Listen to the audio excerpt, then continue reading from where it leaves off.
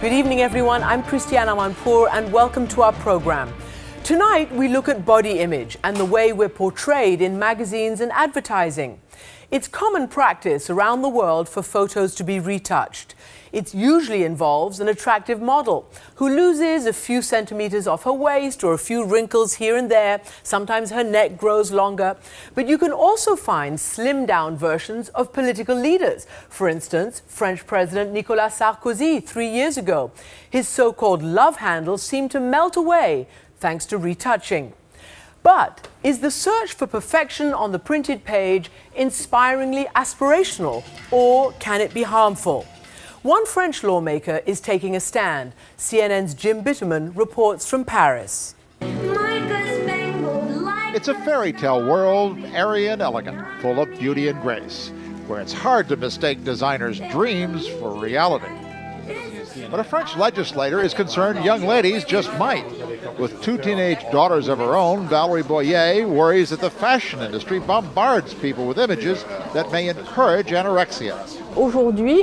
Today we are forced to imitate bodies that do not exist, and this affects people, especially women.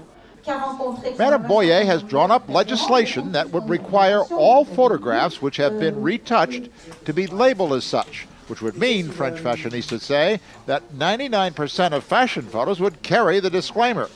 At Grazia magazine, the editor says retouching is used to enhance everything from landscapes to dress color, and that it's ridiculous to say that it's only used to make already thin models thinner. The other day, the art director retouched a model, not to make her look thinner, but to make her look fatter. Legendary photographer Dominique Iserman, who shot almost every top model for almost every top name in the business, from Chanel to Vogue, says digital photography has made retouching an essential part of image making. Then with the digital now, you have to find the emotion again, not in front of the person, but in front of the image of the person on the screen. She and her longtime friend designer Karl Lagerfeld agree that the whole point is to create a more beautiful world, not one that is less so. Unreachable beauty is a reminder to make an effort. Maybe you cannot reach what you see, but you can make an effort. But if you see something, you don't even have to make an effort anymore. So everybody can go, you can let it go. I think it's very unhealthy. But Madame Boyer argues that the fashion world is what she calls a frustration factory, based on deception. Why is lying with words dishonest when we can do everything we want visually without telling the readers? I think it is an ethical issue we have to tackle with the media. How far can you go with images? At least one retoucher asks the same question. Christophe Huet says he's gotten out of the business of beautifying photographs, and not just because it was so difficult to make someone like an aging correspondent look good, but because the fashion clients were pushing him to go too far, to distort reality in a way that he couldn't live with. It's not the reality. It's not the reality. And it never will be the reality. It's only for the eye. Using legislation to force labeling of retouched photographs, Huet believes, is foolish. But debating about what modern photography can lead to, he says, is probably not such a bad idea at all. Jim Bitterman, CNN, Paris. Does this make for poor self-image? And is it up to lawmakers to protect young people, mostly young girls, from that? Joining me now, fashion designer Diane von Furstenberg. She's also president of the Council of Fashion Designers of America. And Joe Z, creative director for Elle magazine. So welcome both to the program. Thank you. Let me ask you, Diane, do you agree with legislators like Valérie Boyer that something needs to be done legally to prevent retouching? I don't think so. I mean, you can also retouch your own photographs now. I mean, the pictures, the snapshots that you take of your family, you crop, you take something away. I mean, that's just part of what we do automatically. And what about her bigger point that the relentless sight of perfection is damaging to mostly young girls? Well, I don't know. I mean, I think that, yes, too. I mean, I think that what is really important is that we don't emphasize on being too skinny, and therefore to talk about this issue, I think is very important. And I think to be aware of this issue is very important. And we have taken it in consideration. You know, I mean, one of the things that we do with the CFDA every season is I write to the designers and I said, remember, you know, beauty is health, healthy beauty. And therefore we emphasize that we do, you know, not to hire people who are clearly anorexic, and really make sure that they get food out. I mean, so I think that to promote health as a vision of beauty is extremely important. But Joe, do you agree? I absolutely agree with Diane, because I think you're talking about two separate issues here. You know, I think when we sit here and talk about retouching, we're not ever sitting down saying we're going to retouch this for her to be thin. But we're going to retouch her to be perfect, whether it's arms, whether it's a waist. I think, you know, perfection is a very loosely defined term. I think, you know, my ultimate goal, anything with any image that we have, especially in the magazine of Elle, is that we want girls to look healthy. And that is an ultimate goal. So we don't use girls that are too young. We don't use girls that are too thin, but that we want them to look beautiful. I mean, we are talking about fashion. You know, this is fashion, it's dream, it's fantasy, it's aspiration. Which is what Karl Lagerfeld said, that, yes, that there must be something to strive for. You agree with that? Absolutely, there's something to strive for. Okay. You know, because we are talking about this industry where we have always used, you know, younger girls who are 6 feet tall. You know, that isn't generally the norm, but it is a world of portraying what the fashion is about. Right, so there's this picture that was quite controversial. It was the Ralph Lauren ad. And it was about a young model who looked unnaturally skinny. We're going to put it up. But I hope she we've didn't got look it. attractive, actually. Well, I mean, no. They made her much too thin. I Well, mean, look at it now. Look, I mean, I mean it's that is disproportionate. But that's ridiculous. I mean that. But who did that? Is that? I have no idea. I mean, it's not pretty. I mean, I'm surprised it went through. So I think to raise the issue and to raise the discussion is very healthy. But I also think that we retouch our own picture. I mean, sometimes what you do is something that's in the background or whatever. Right. You know, I think Did you carry that ad? Did Elle carry that ad? To be quite honest, I can't remember. But I mean, I think the reality is, like, can this go overboard? Yes, I mean, we live in an age of technology, and technology allows everyone to have a hand in this. And I think, as Diane says, you can be a home retoucher. You know, it comes on your Mac computer. It's that easy. Well, can I play you the Dove campaign, which is all about a beauty campaign with a twist? Okay.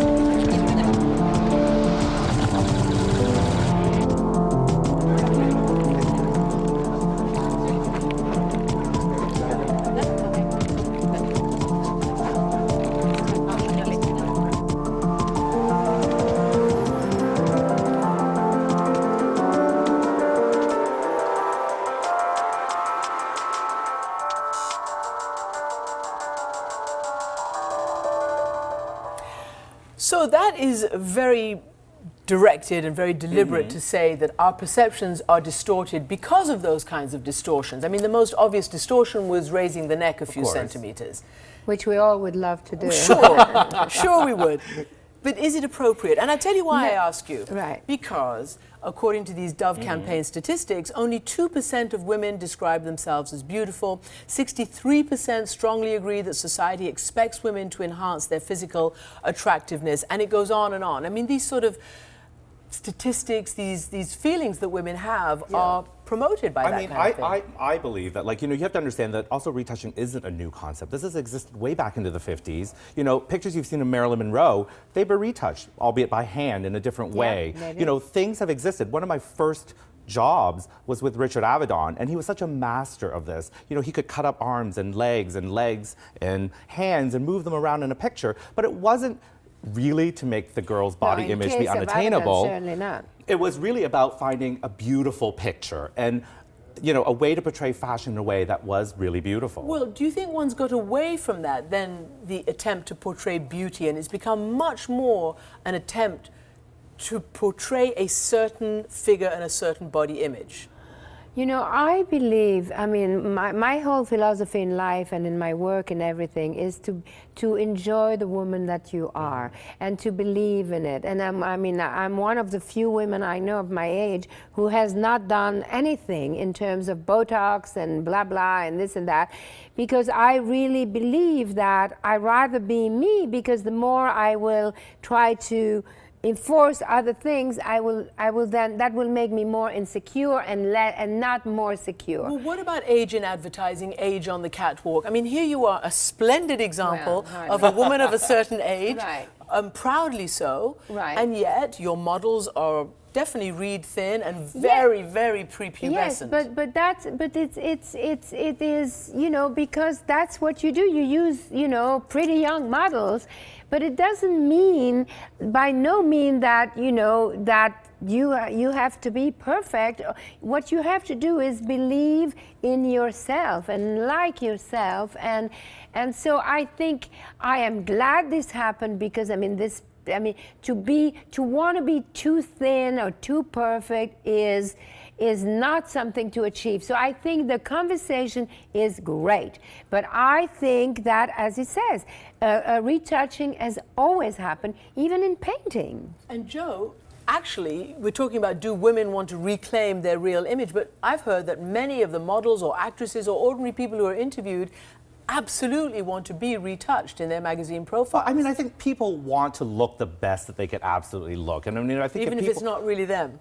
But I don't think we're But ever it not really is, them. I would but- never put a picture or print a picture in our magazine where we've drastically altered anyone. We So would look never at the change. front, as you're talking about this, look at the front of, I believe it was W with Demi Moore on it, Okay. where there's a great chunk of hip that's simply been scalpeled off. Well, I can't be the spokesperson for the entire I know. industry, but I think for what we do, especially at Elle Magazine, you know, we really believe in healthy, and I would never drastically alter someone's body, change their hair color, you know, move a neck or whatever it is. It really is just about cleaning up skin tones and looking beautiful. And I Exactly. think, you know, if women are doing this at home with their vacation photos, it's just the idea of wanting to look the best that you can look. You know, and the truth is, Demi Moore is absolutely gorgeous on this picture, but the truth is, she's more beautiful in real life. Precisely. Yes. So it's not a question of, it's lighting. The most miraculous thing in photography is lighting. I You agree. know it. I know it I know myself. you do. And- I know you do. And therefore, lighting, with the proper lighting, you can be from hideous to beautiful. It's very true. So it's just a matter, you know. But and there are some really serious issues about what it's doing to young kids, and we'll talk about that when we come back. So next, reality versus illusion. What's acceptable in the modern age? That when we return.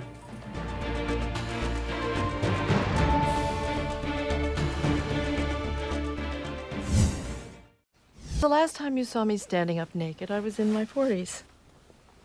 Things look different lying down. That was Meryl Streep and Alec Baldwin in It's Complicated by Nancy Myers. And of course, talking about an older woman having an affair with a man who happens to be her ex-husband. But nonetheless, talking about the perils of aging and gravity on the body. Diane von Furstenberg joins me again along with Joe Z. So you're a woman, that's Meryl Streep. She is now 60. She plays That's a right. 60th That's right. person in It that could be film. me. But isn't it, there's a real lack of those kinds of roles and that kind of celebration of that age. Well, but you know what? It just, obviously, one happened. And now, because they raise the attention to that, there'll be more. I mean, these are things that all of a sudden you all talk about this, and then somebody else says, oh, nobody talked about that. So, I mean, I think that's remarkable. And I she think had that's huge great. success, Nancy Myers, with these Yes, pictures. and I think that Meryl looks amazing. And that will do exactly. Everybody will say, oh, great. You know, I mean. So do you think then, girls need that kind of role model, even young girls, because Meryl Streep not only looks great and portrays that For role anybody. in that film, but she's also said for herself what you've said, that she doesn't want to touch around surgically or do anything like that. Absolutely, but I think, you know, even within the world of celebrity, even for younger celebrities, there are different role models. You know, I work with celebrities all the time. They are not model size. You know, they are of all different body sizes and different age ranges and different ethnicities. Anyway, I mean, every woman thinks that she doesn't look beautiful. Does it concern you, though, when 81% of 10-year-olds say they're afraid of getting fat? This according to the Dove campaign statistics. And I've seen children talking about being fat and worried about it. Yeah, that's not good, and I think that should be part of education, and that should be a part of education. And I mean, I think that any 9-year-old who said I'm too fat, unless she really is fat, because at that point I think it should be addressed. I think that's ridiculous. But when you say fat, you mean obese? Yes, I mean, I think that, you know, I mean, I know my mother, you know, I mean, I think that one has to be healthy, and therefore, if you have a tendency to be actually too big and so on, you should be aware of it. Not, you know, it shouldn't be a complex, but I think you have to deal with it. I agree, but I think, you know, you're really looking at a big social issue. You know, you cannot put all of that blame onto the fashion industry in that world, because you're talking about going to any restaurant and there's calorie counts on the menu. You're talking about watching, you know, a Saturday morning cartoon and there's diet cheese. You know, whatever it is, that these messages are coming to you from all angles. But it is important. I mean, it's also healthy food is something that should be part of education, and that is important. And for years and years and years, they give you sugar, sugar, sugar. All of a sudden we said, you know what? Sugar is not that good. That's good too. So we're going to throw to another clip. It's from the September issue, which is the documentary about Anna Wintour, the editor-in-chief of American Vogue. This type seems so large and pretentious. Looks like it's for blind people. I'm not crazy about this one. This I don't think we should do. These are all horrible. She looks pregnant. It looks cheap to me. Look! No. So that might be some selective editing, but it certainly shows the editor-in-chief of the most popular, best-selling fashion magazine. Nothing is satisfactory. Somebody looks pregnant. Somebody doesn't look good enough. That is a high standard, isn't it? It is a high standard, but there are different standards that you set for yourself. Like, I set the standard for Elle magazine, wanting our models and our girls to look healthy, you know, and that has always been the standard from the day that Elle launched in America, that it was always about that athletic image on the beach. Do you think that you are satisfying the 75% of American women or women around the world who wish that the media portrayed more diversity, including age, shape, and size? Do I think I'm personally satisfying Your all magazine. that? I think we definitely contribute to that. Absolutely. I think we try to showcase as many, you know, varieties of women as possible. You know, whether it is on an intellectual level, on a creative level, you know, on a fashion level. Definitely, absolutely. But I also think that censorship should not go the other way around. And all of a sudden you need you know, I mean, the creativity, you want to create a movie and you have to make sure that you have diversity and this and that. I mean, there's like, we go too much on the other side of the pendulum. So is there a point? Is there then a sort of medium level, and who should be responsible for it? Should the fashion industry? Should the magazines? I think that the media, the thing, everybody, I mean, to raise the issue is what we need. So I applaud you for raising the issue. But do I think there should be a censorship? No. Do I think there should be a law and to say everything is I mean, we can't go, you know, we can't go all the way. And yet, there's an answer to that. V magazine, which is a very hip magazine right now, has pictures of heavier women, beautiful, and it emphasized the beautiful, the very Rubens-like beauty. That's great. That's another way of looking at beauty. Therefore, raising the issue is a good idea. And I think raising the issue allows for discussion, and I think that's what it is. It's personal choice. And if you look at the fashion industry, our own perception of what the trends in beauty has changed so much. In my own time doing this, it's gone from Amazon supermodels to waifs to buxom Brazilians, you know, to now stick-thin Eastern Europeans. And, you know, these things change. It's a cycle. And, you know, I've seen all the controversies happen as these things were going. Is there a point beyond which you won't go in your magazine? Are there red lines? Absolutely. We will not feature somebody who is deathly thin. That's not who we are, and that's not what we want to represent. I don't think there's anything glamorous about that. Someone who's way too young. You know, we won't alter anything, you know, drastically to a point where it's unrecognizable. Mm-hmm. Any point beyond which you won't go? I mean, you're known actually for your incredibly wearable clothes for ordinary women in ordinary shapes. I mean, did you do that consciously? What do you mean? I mean, I hate the word ordinary. Nobody wants to be ordinary. Okay. I mean, you know, Normal. every I don't know, woman, what's the right word every then, woman Diane? is special. I mean, that's the way I do it, you know. I mean, so I really think every woman is special, and every woman has to like herself. That is the most important thing, that you like yourself. We mentioned what you did as president of the Fashion Council, and in 2007 saying there needs to be an end to these stick-thin runway models. Has that happened? Yes, it has happened, and we also have said we do not want them to hire models that are younger than 16, and we have and it has happened, and we had meetings with casting agent and everybody else, and everybody little by little is respecting it. You say that you have been sort of on the cutting edge of so many of these different trends, whether it's Amazonian to Eastern European rail fin. Where do you think it's going next? Oh, wow, if I could predict that, Or I'd be the are you on the cutting edge of something?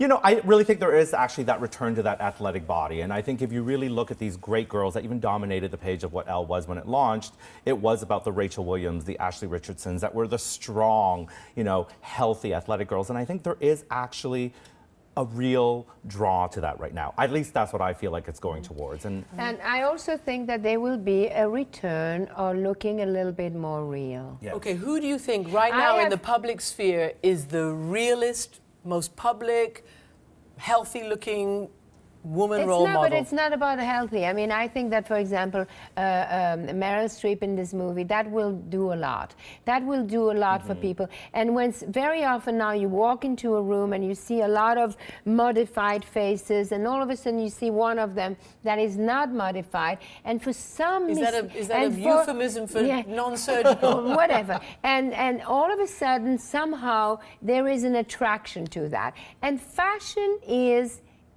not about clothes. Fashion is a reflection of your time. And things change and mood changes, and you can't really understand why, and nobody really decides it. Thank you both very much indeed. Diane von Furstenberg, Josie, thank you very much indeed for joining us. And next, we have our postscript, how digital retouching extends far beyond the fashion world. We'll show you some of the top doctored photos of all time when we return.